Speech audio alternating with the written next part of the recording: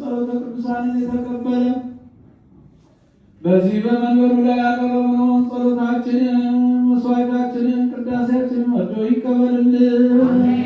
አምላካችን እግዚአብሔር ሀገራችን ኢትዮጵያን ተዋሕዶ ሃይማኖታችን መላውን ዓለም ሁሉ ከፈተና ይጠብቅልን።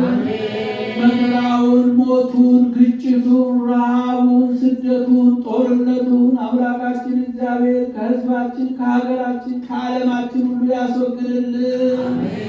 ዓለሙን ሁሉ በቸርነቱ ይጠብቅልን።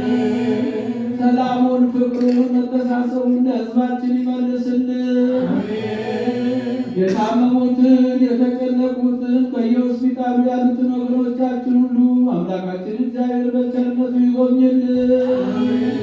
እችን ቤተ ክርስቲያን በገንዘባቸው፣ በጉልበታቸው፣ በእውቀታቸው፣ በጸሎታቸው ጊዜ እያሰቡ የሚያገለግሉትን አገልጋዮቿን፣ ካህናቱን፣ ዲያቆናቱን፣ ምዕመናኑን፣ ሕዝቡንም ወንዶችንም ሴቶችንም በሕይወተ ሥጋ በሕይወተ ነፍስ ይጠብቅልን። ጾማችንን ጾመ ድኅነት ጾመ በረከት ያድርግልን።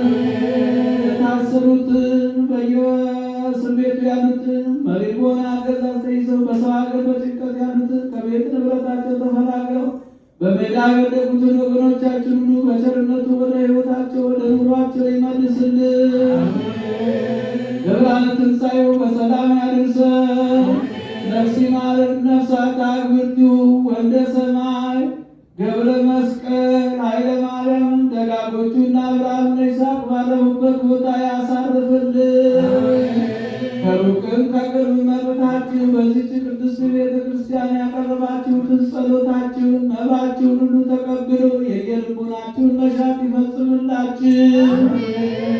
ከእመቤታችን ከቅድስተ ቅዱሳን ከንጽሕተ ንጹሐን ከድንግል ማርያም ረድኤቷን በረከቷን ያሳድርብን።